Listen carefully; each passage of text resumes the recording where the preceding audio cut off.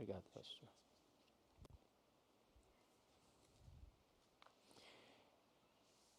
Irmãos amados, nós vamos abrir a palavra de Deus no livro de Atos dos Apóstolos, no capítulo 6. Atos dos Apóstolos, capítulo 6.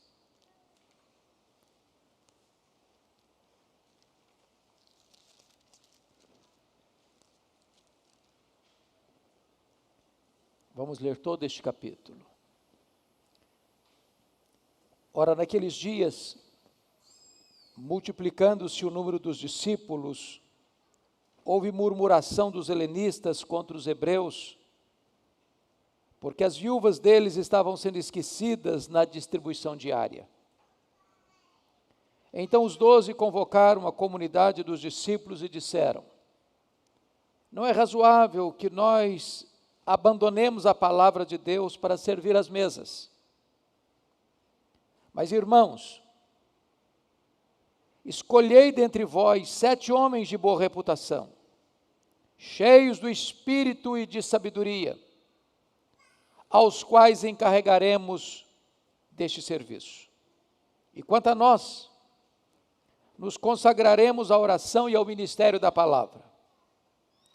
O parecer agradou a toda a comunidade, e elegeram Estevão, um homem cheio de fé e do Espírito Santo, Filipe, Prócoro, Nicanor, Timão, Pármenas e Nicolau, prosélito de Antioquia. Apresentaram-nos perante os apóstolos, e estes, orando, lhes impuseram as mãos. Crescia a palavra de Deus, e em Jerusalém se multiplicava o número dos discípulos. Também muitíssimos sacerdotes obedeciam à fé. Estevão, cheio de graça e poder, fazia prodígios e grandes sinais entre o povo. Levantaram-se, porém, alguns dos que eram da sinagoga chamada dos libertos, dos sirineus, dos alexandrinos e dos da Cilícia e Ásia, e discutiam com Estevão. E não podiam resistir à sabedoria e ao espírito pelo qual ele falava. Então subornaram homens que dissessem: temos ouvido este homem proferir blasfêmias contra Moisés e contra Deus. Sublevaram o povo, os anciãos e os escribas, e investindo o arrebataram, levando-o ao sinédrio. Apresentaram testemunhas falsas que depuseram: este homem não cessa de falar contra o lugar santo e contra a lei, porque o temos visto, ou temos ouvido dizer, que esse Jesus o Nazareno destruirá este lugar e mudará os costumes que Moisés nos deu.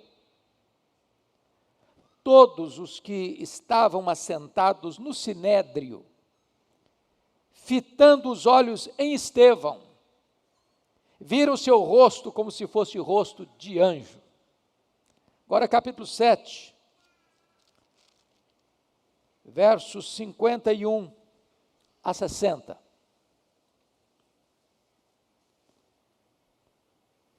Estevão se dirige assim: homens de dura cerviz, incircuncisos de coração e de ouvidos, vós sempre resistis ao Espírito Santo, assim como fizeram vossos pais, também vós o fazeis. Qual dos profetas vossos pais não perseguiram? Eles mataram os que anteriormente anunciavam a vinda do justo, do qual vós agora vos tornastes traidores e assassinos. Vós que recebestes a lei por ministério de anjos e não aguardastes. Ouvindo eles isto, enfureciam-se no seu coração e rilhavam os dentes contra ele. Mas Estevão, cheio do Espírito Santo, fitou os olhos no céu e viu a glória de Deus e Jesus que estava à sua direita, e disse: eis que vejo os céus abertos e o Filho do Homem em pé à destra de Deus. Eles, porém, clamando em alta voz, taparam os ouvidos e unânimes arremeteram contra ele. E lançando-o fora da cidade, o apedrejaram. As testemunhas deixaram suas vestes aos pés de um jovem chamado Saulo. E apedrejavam Estevão, que invocava e dizia: Senhor Jesus, recebe o meu espírito. Então, ajoelhando-se, clamou em alta voz: Senhor, não lhes imputes este pecado. E com estas palavras, adormeceu. Amém.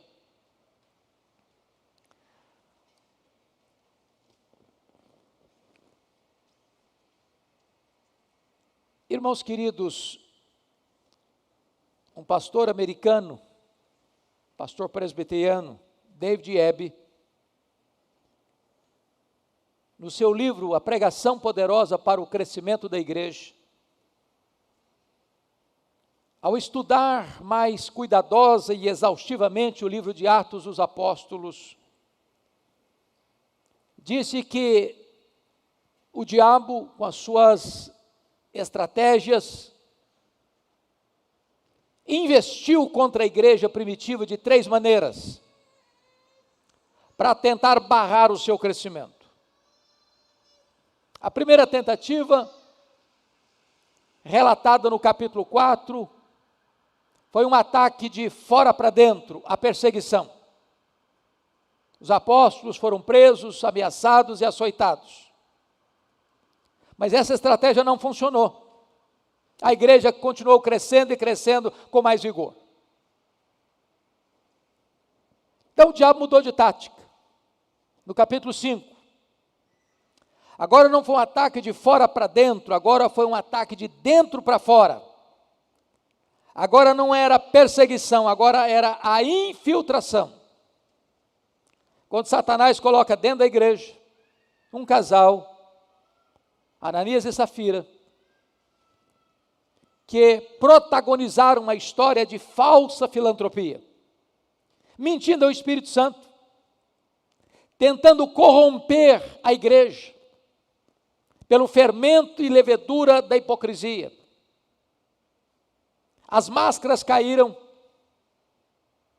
o juízo de Deus veio sobre esse casal, e a igreja continua avançando com mais vigor e entusiasmo. Agora, o diabo parte para a sua terceira alternativa para barrar o crescimento da igreja. Está no capítulo 6.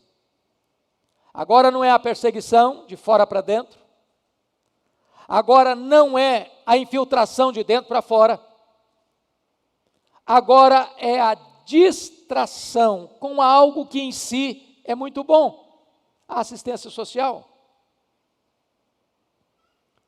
Quando a igreja cresce, os problemas também crescem.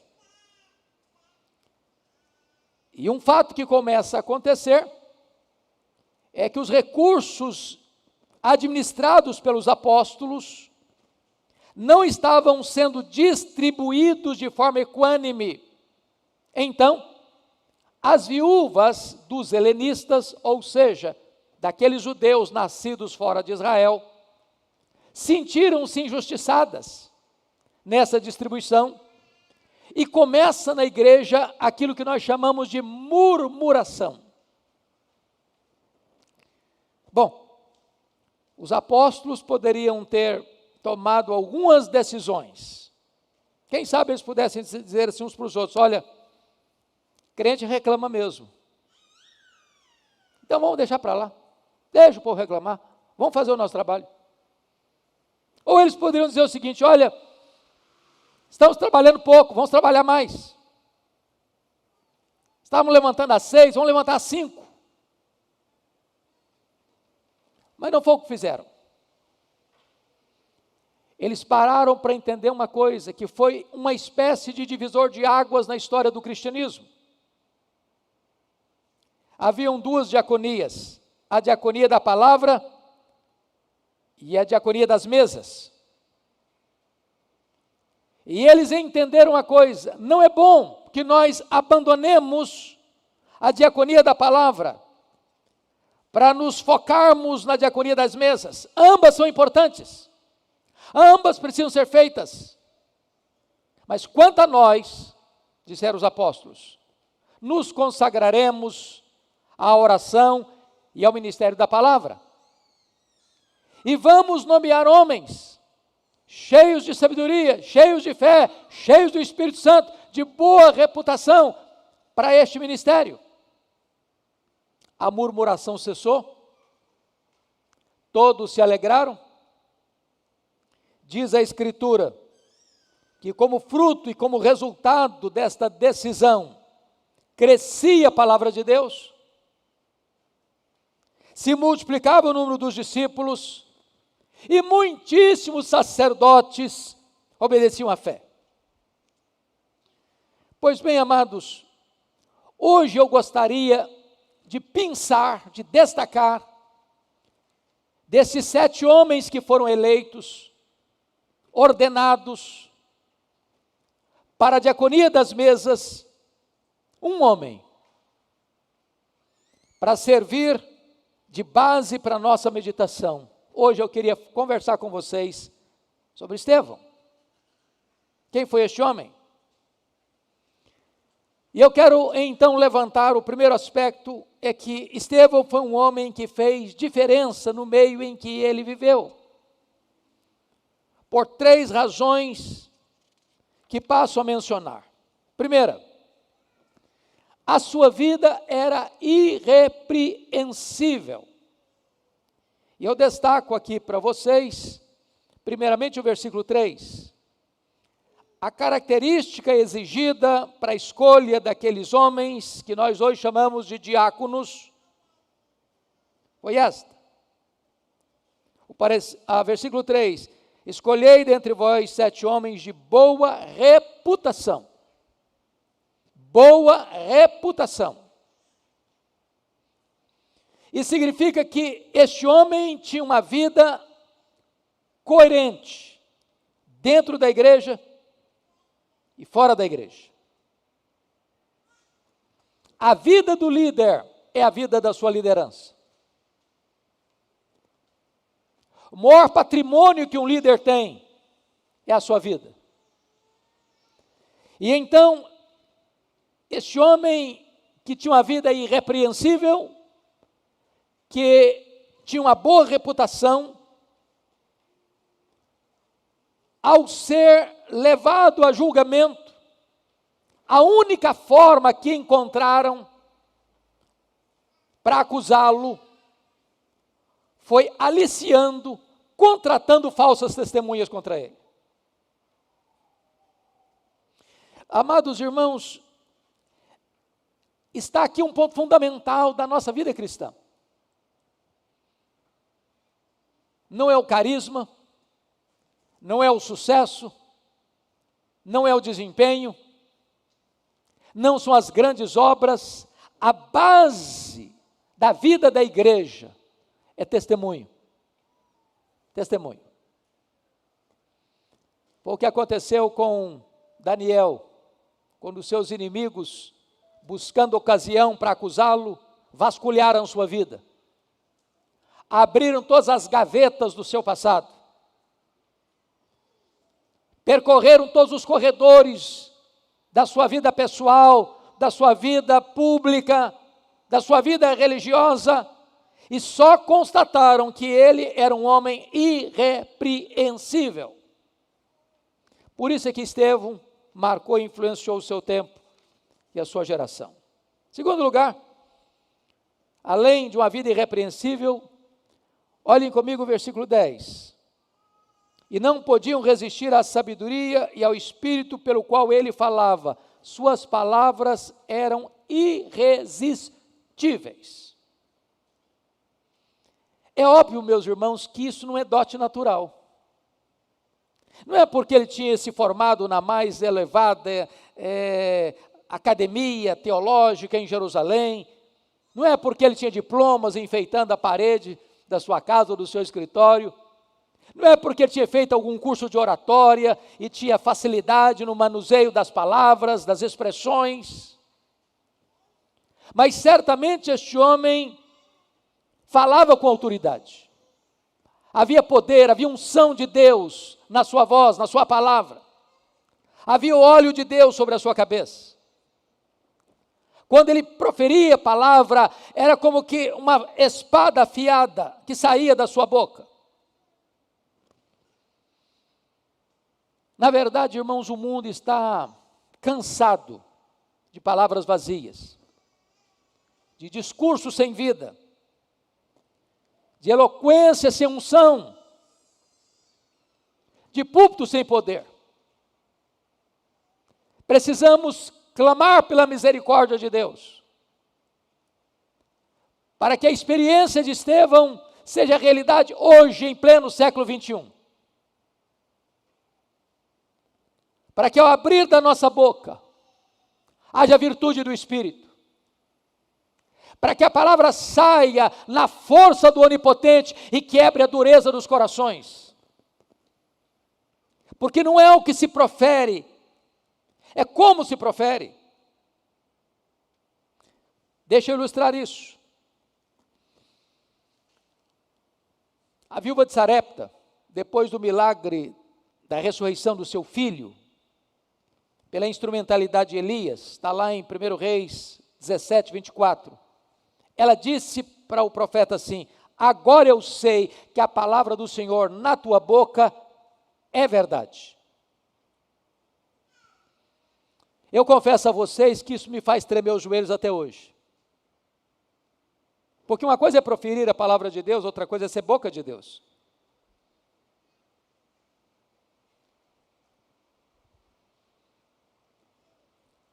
Nessa mesma esteira, você encontra o profeta Eliseu, ao ser procurado pela mulher, cujo filho acabara de morrer, e ele, sabendo da angústia da alma daquela mulher, disse para os seus jovens, seus servos Geazi: corre, vai, corre, corre, corre, bota o bordão no rosto do menino. E Geazi correu e botou o bordão no rosto do menino morto, e o menino continuou morto. O problema não era o bordão.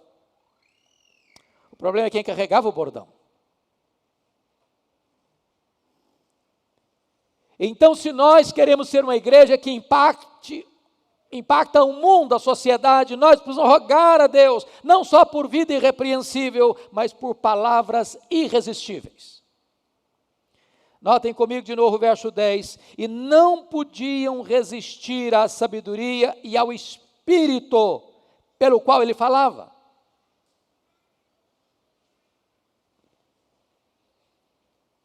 Mas em terceiro lugar, irmãos, confiram comigo o versículo 8. Estevão, cheio de graça e poder, fazia prodígios e grandes sinais entre o povo. Então eu gostaria de colocar como último ponto, terceiro ponto dessa primeira parte da mensagem: suas obras eram irrefutáveis. Em outras palavras, Estevão falava e fazia. Ele pregava aos ouvidos e pregava aos olhos. Ele tinha palavra e ele tinha poder. E aqui está, amados irmãos, um dos pontos mais críticos da nossa geração. As pessoas escutam de nós belos sermões, mas não veem em nós poder. Pregamos apenas aos ouvidos e não aos olhos. Eu penso que Estevão está nos dando uma exortação da mais alta importância para o nosso tempo. Gosto de pensar no que disse I.M. Bounds, um metodista piedoso do século XIX. Nós estamos hoje à procura de melhores métodos e Deus está à procura de melhores homens e mulheres. Deus não unge métodos, Deus unge homens. vida irrepreensível, palavras irresistíveis, obras irrefutáveis. Por isso ele impactou a sua geração. Mas eu quero então pensar com vocês no segundo ponto e último ponto, dividido em algumas áreas. Um homem que viveu de forma plena, maiúscula. Talvez a palavra que mais resume a vida de Estevão é cheio, cheio. Se não, vejamos. Primeiramente, olhem comigo o versículo 3. Era uma característica geral que todos deveriam ter, os 7 deveriam ter. Mas, irmãos, escolhei dentre vós 7 homens de boa reputação, cheios do Espírito. Cheios do Espírito. Olha o versículo 5. O parecer agradou a toda a comunidade e eleger Estevão, homem cheio de fé e do Espírito Santo. Olha o capítulo 7, verso 55. Mas Estevão, cheio do Espírito Santo, fitou os olhos no céu e viu a glória de Deus e Jesus que estava à sua direita. O que significa ser cheio do Espírito Santo? Certamente significa ser controlado pelo Espírito Santo, dirigido pelo Espírito Santo. E nesse sentido, irmãos, é hora de nós fazermos um checklist do nosso próprio coração e um diagnóstico da nossa própria vida. E eu vou lhe perguntar, você está cheio do Espírito Santo?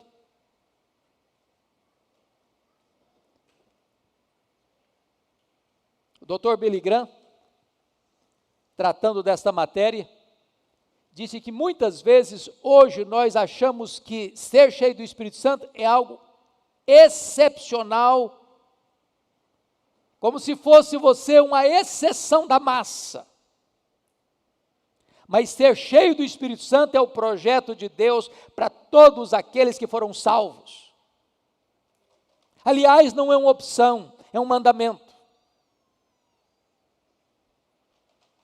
Não é escolha, é ordem. E o apóstolo Paulo, quando tratou doutrinariamente desse assunto, diz: e não vos embriagueis com vinho, no qual há dissolução, mas enchei-vos do Espírito.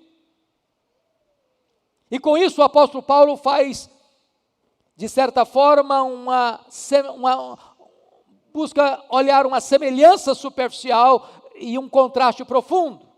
Qual é a semelhança superficial de uma pessoa embriagada com vinho e de uma pessoa cheia do Espírito Santo? Ambas as pessoas estão controladas.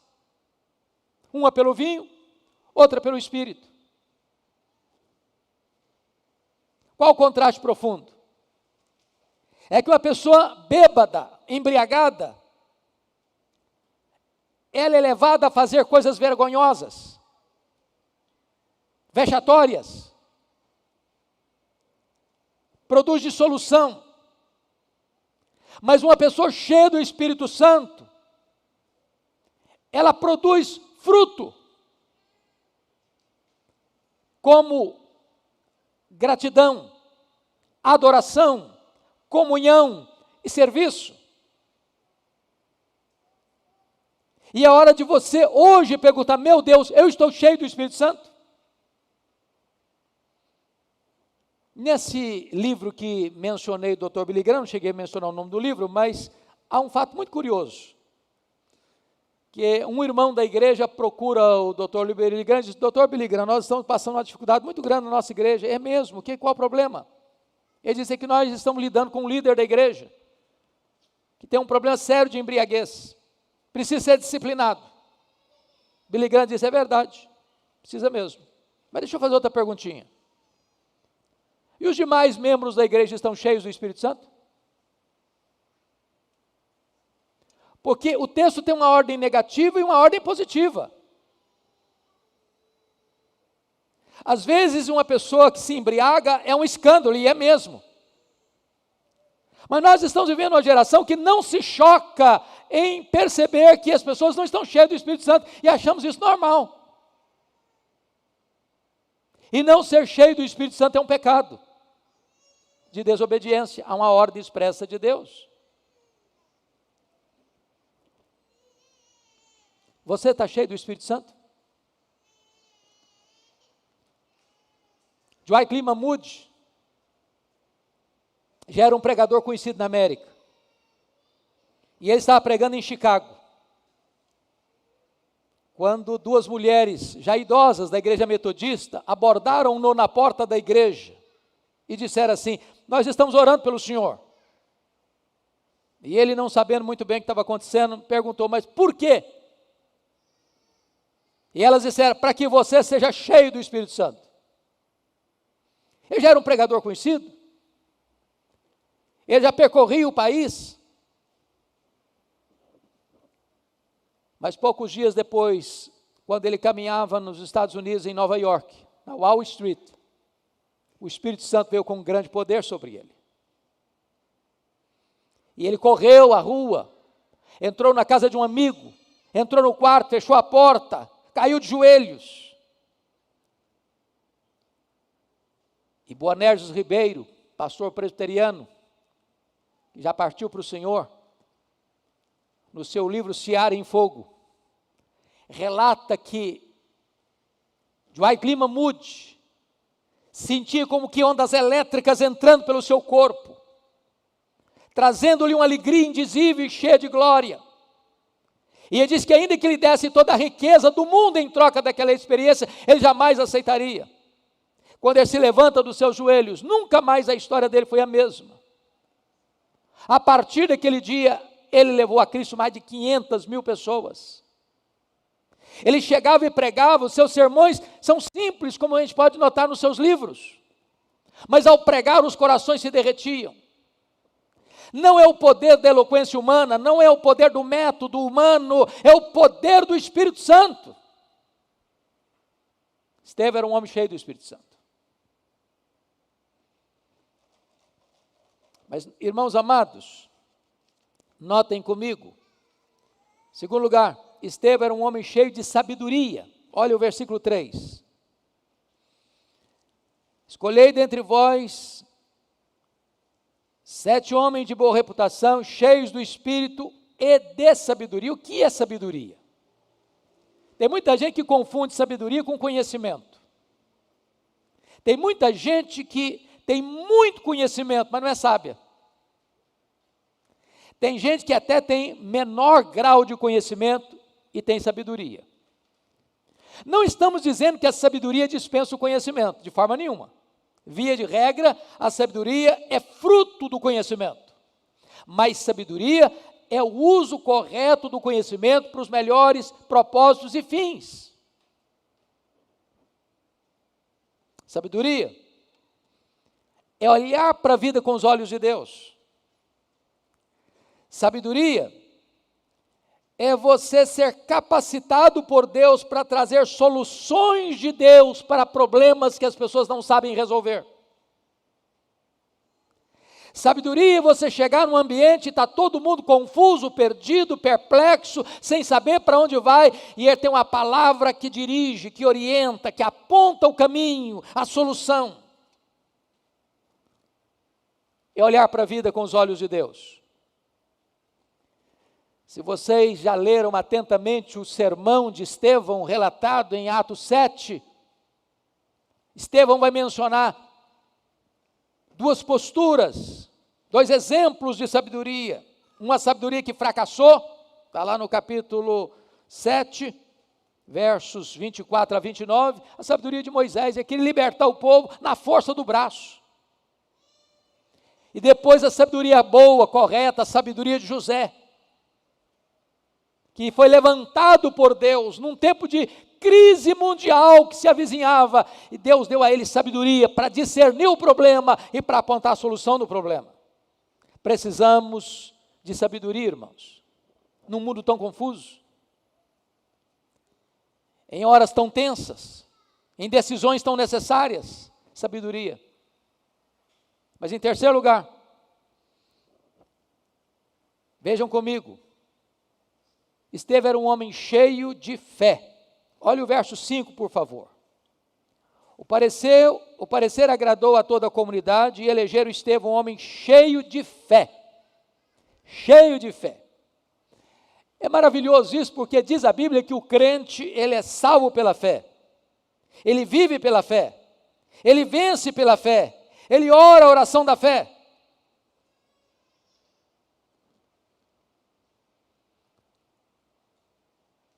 Fé não é irresponsabilidade.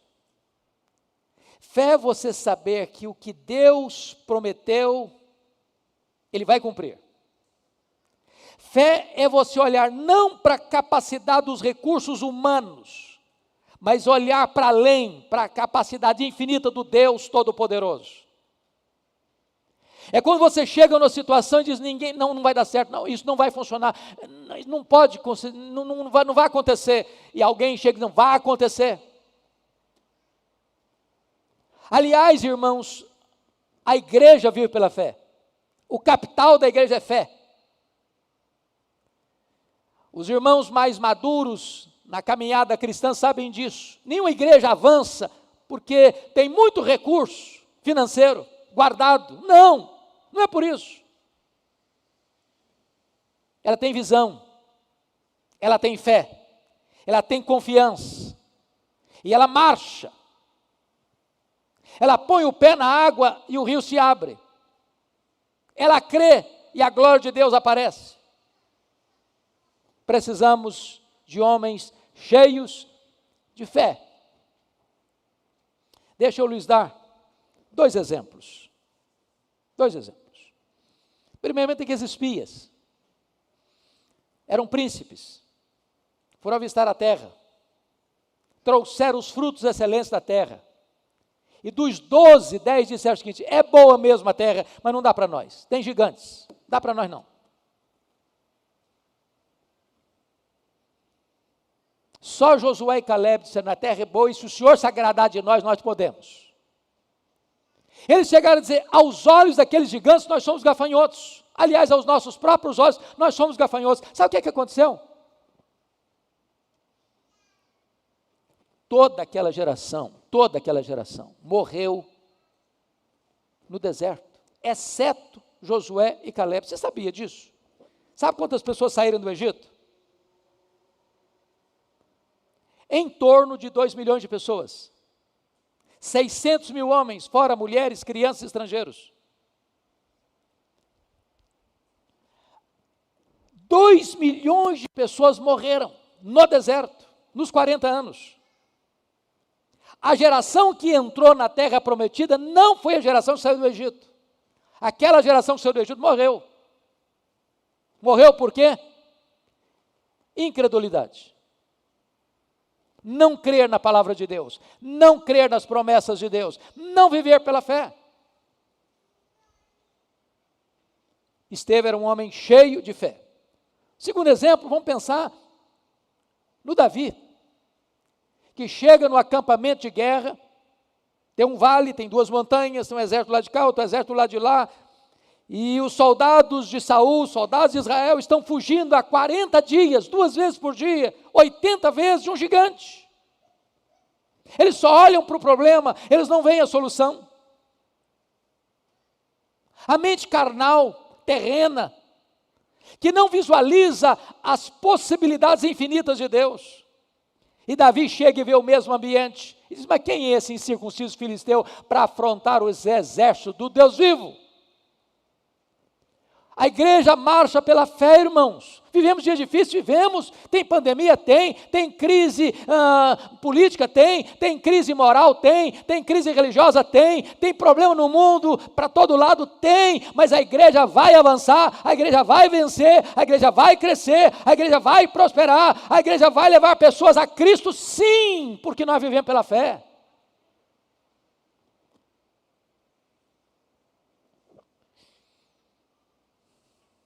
Quarto lugar, Estevão era um homem cheio de graça. Olha comigo o versículo 8. Estevão cheio de graça.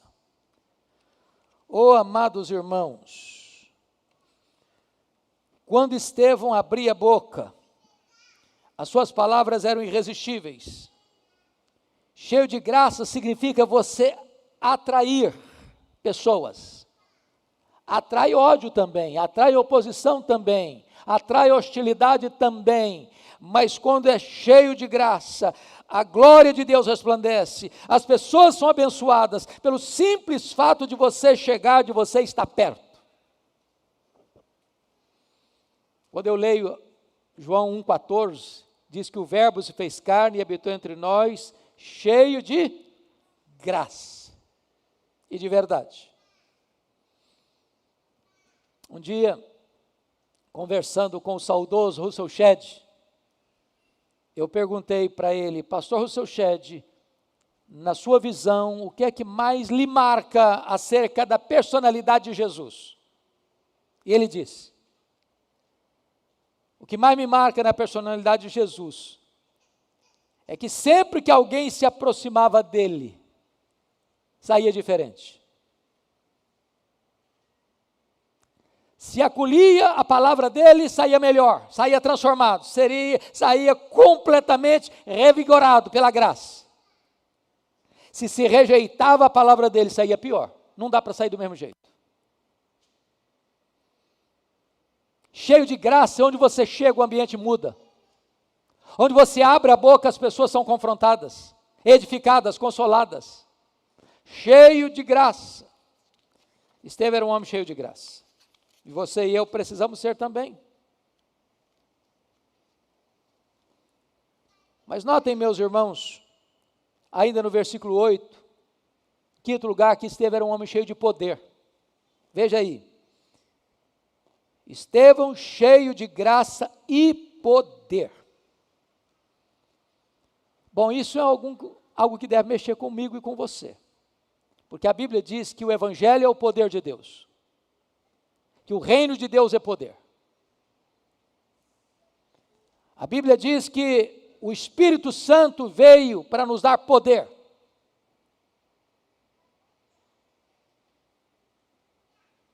Não há evangelho sem poder. Não há cristianismo sem poder. Não há pregação sem poder. Não há testemunho sem poder. Sem poder o mundo não vai ser abalado. Agora notem que Estevão não apenas tinha poder, ele estava cheio de poder. E quando nós lemos o Novo Testamento, irmãos, a fraqueza da igreja não é porque falta poder, é porque falta disposição para buscar e se apropriar.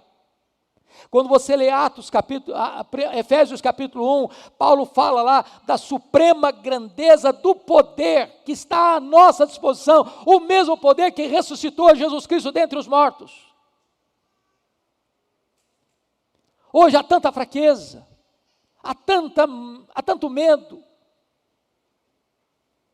há tanta incapacidade de enfrentar os desafios, falta poder.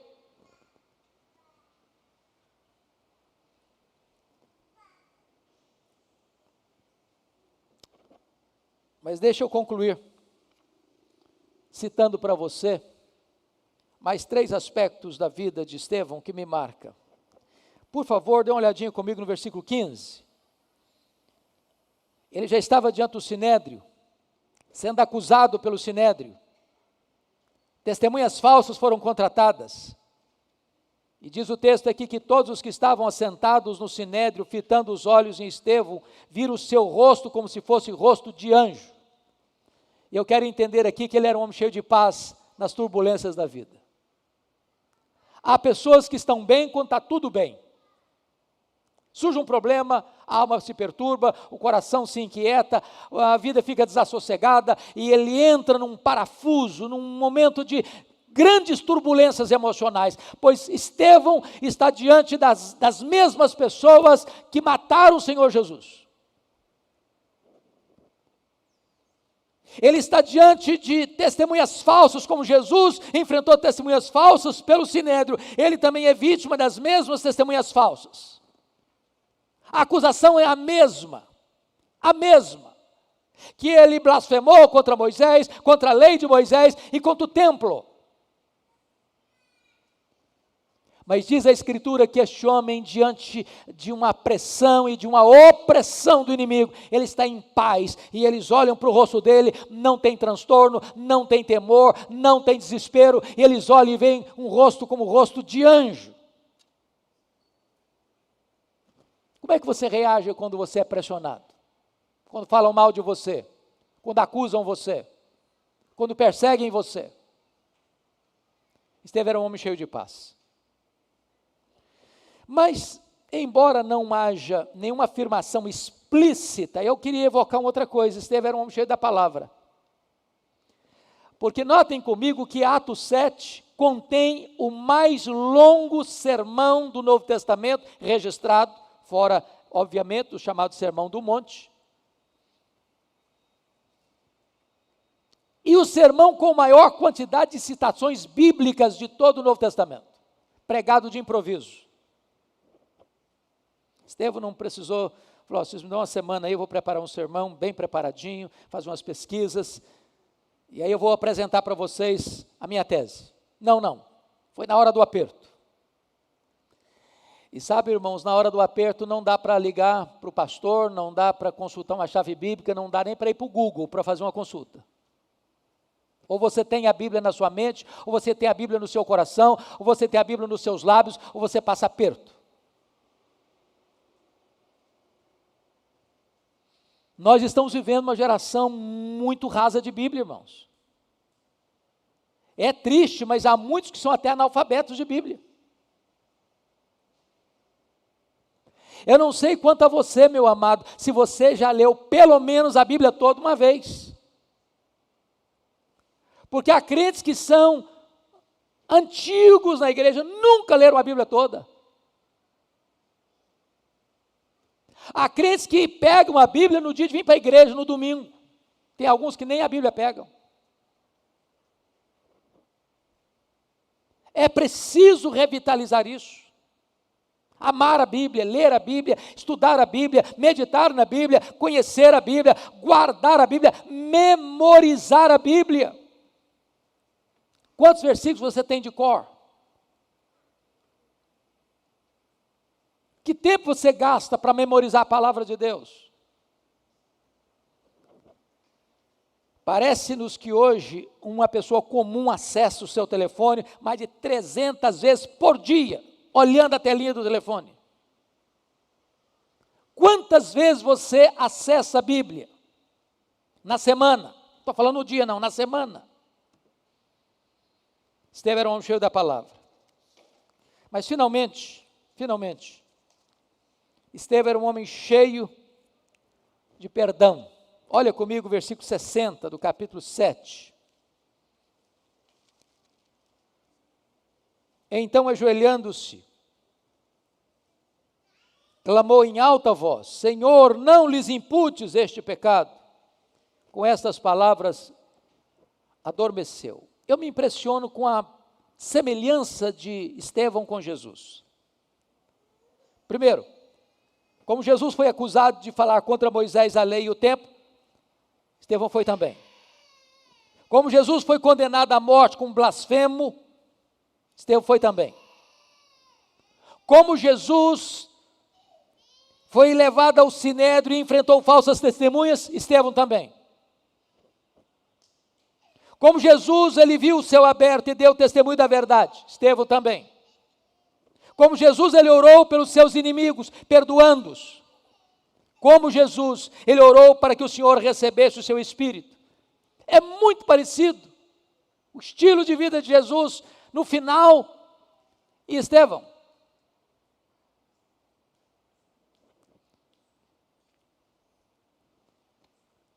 Agora notem vocês que ele está sendo vítima de uma acusação falsa. O sinédrio não tinha autoridade de matar ninguém, Roma não dava esse direito, e eles contrariaram a lei de Roma e apedrejaram Estevão fora da cidade. Estevão, diante do apedrejamento, se ajoelha. Não para pedir arrego, não para negar a sua fé para não ser morto. ele se ajoelha e clama em alta voz: Senhor Jesus, não lhes imputes esse pecado. Da mesma natureza que Jesus dissera na cruz: Pai, perdoa-lhes, porque não sabem o que fazem. Em outras palavras, a última atitude de Estevão, meus irmãos, foi abrir o coração e despejar em catadupas, torrentes de perdão aos seus algozes. Como é que você reage quem faz mal a você? Dá o troco? Revida? Estevão era um homem cheio de perdão.